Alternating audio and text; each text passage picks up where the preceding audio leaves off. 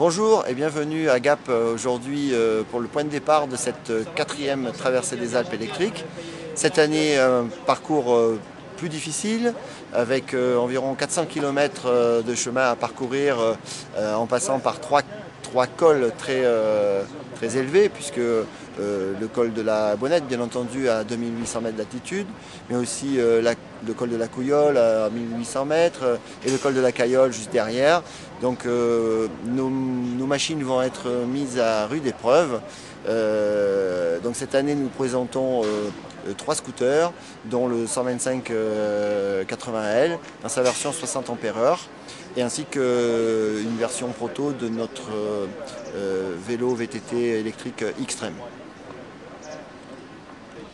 Donc en parlant de l'Xtreme, voilà donc cette version proto avec une motorisation proche de 3000 watts, une vitesse de pointe qui approche les 70 km/h.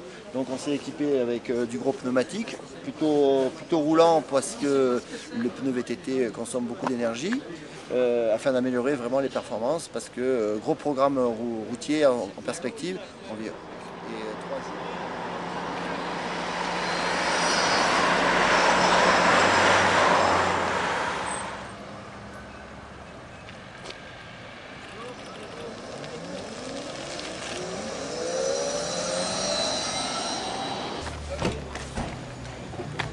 Bienvenue à Josier pour cette deuxième étape de la quatrième traversée des Alpes. Donc toute l'équipe est donc regroupée après une première étape entre Gap et Josier, une étape de 85 km. Donc tout s'est très bien passé puisque les 3 scooters ainsi que le vélo sont arrivés sans aucun ennui. Avec une autonomie complète pour les scooters qui ont fait ça d'une traite sans recharge, et le vélo qui a nécessité un remplacement de batterie à 8 km de l'arrivée, après une distance de plus de 80 km. Au programme de la journée, le passage du col de la Bonnette, qui a beaucoup souffert cette nuit puisqu'il y a eu un gros orage. Donc on n'a pas la certitude qu'on va pouvoir passer encore. Il y aura probablement de la neige ou probablement du verglas ou peut-être même des éboulements. Donc nous allons tenter le passage de ce col ce matin.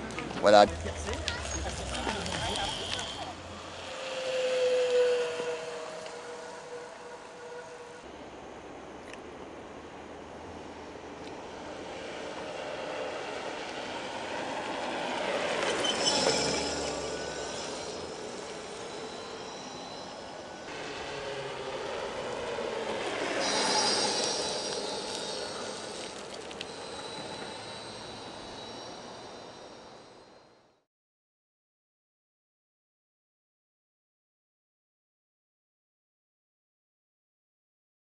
Eh bien, nous voici arrivés à Saint-Sauveur-de-Tinée, la 3e étape de cette quatrième traversée des Alpes électriques.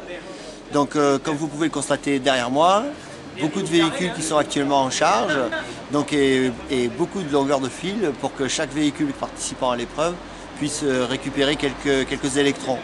Puisque maintenant nous allons franchir le col de la Couillole à 1700 mètres d'altitude pour arriver ce soir à Valberg.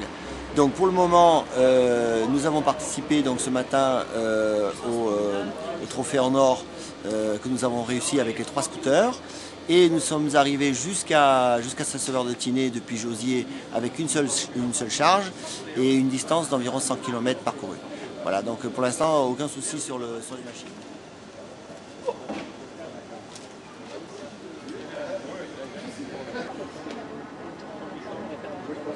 Alors, après 80 km de route de haute montagne, et après avoir parcouru le plus haut col d'Europe, donc qui est le col de la Bonnette à une altitude de 2802 mètres, donc la Prius est arrivée à Saint-Sauveur-de-Tinée en ayant consommé 3,9 litres.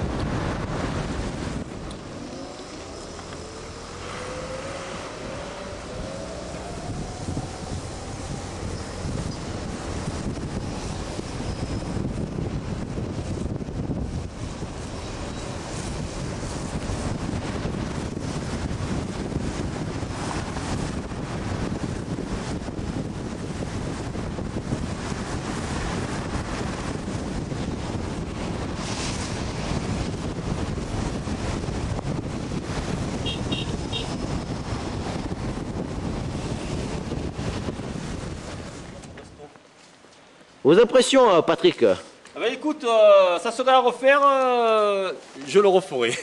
Pas de problème. Pour l'année prochaine, ça sera... Comme chaque année, Bruno Cos nous épate avec ses véhicules, toujours finalement à la pointe du progrès, on peut dire extrêmement performant. Donc c'est votre troisième participation en fait, à la traversée des Alpes. Donc chaque fois avec des machines absolument étonnantes. Moi je sais qu'il y a 3 ans, j'ai découvert des vélos assistance électrique du fiston qui montait à 35 km/h sans qu'on ait à faire trop d'efforts, et ils ont déjà vu ça extraordinaire. Donc je remets un Mobileco Montagne d'Or à Bruno Cos pour avoir fait aussi la double montée avec le 80L à la bonne. Tiens, bon, Michel. Bravo.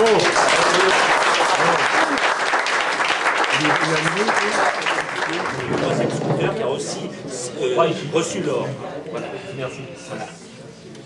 Alors, on va continuer à délivrer des labels. Alors, je vais de nouveau faire encore un petit truc. Avec le 80 km, ça fait par règle de 3 mois. Mais disons qu'aucune Prius n'y était arrivée l'année dernière. Et cette année, 3 Prius ont réussi le challenge. Alors, il y a donc, alors, je ne me trompe pas, Isabelle Cos, qui, ayant touché hier sa Prius 3 ou avant-hier, donc sans la connaître, a réussi à battre tout le monde avec la Prius 3 en ne consommant que l'équivalent de 3,9 litres au 100 entre Josier et Saint-Sauveur-sur-Tinée. Donc c'est un véritable exploit, d'autant plus que cette personne n'était pas experte, ce qui montre en Prius, hein, je dis bien. Il n'a même pas son permis. Alors Frédéric Millardic du lycée professionnel de Gap a testé donc sur tout le parcours de cette 4e traversée des Alpes son nouveau scooter ADS 80L 6. Frédéric, qu'est-ce que tu en penses? Bah, moi j'en suis très satisfait, hein. Ça fait 3 jours qu'on roule avec, hein. On a réussi à faire une étape de 95 km avec sans recharge, donc c'est quand même assez exceptionnel. Et bon, bah, on se déplace en roulant dans le silence. On a eu toutes les conditions aussi de roulage, hein. On a eu de la pluie, on a eu de la neige, aujourd'hui le soleil. Et voilà, on découvre un petit peu tout ça. Mais la première impression est très plaisante, quoi. On se déplace en silence avec quand même une certaine puissance, hein. On a passé des cols assez hauts en montagne, on est monté à 2008, sans problème notoire, quoi, sans problème de surchauffe. Bon, moi j'en suis très satisfait.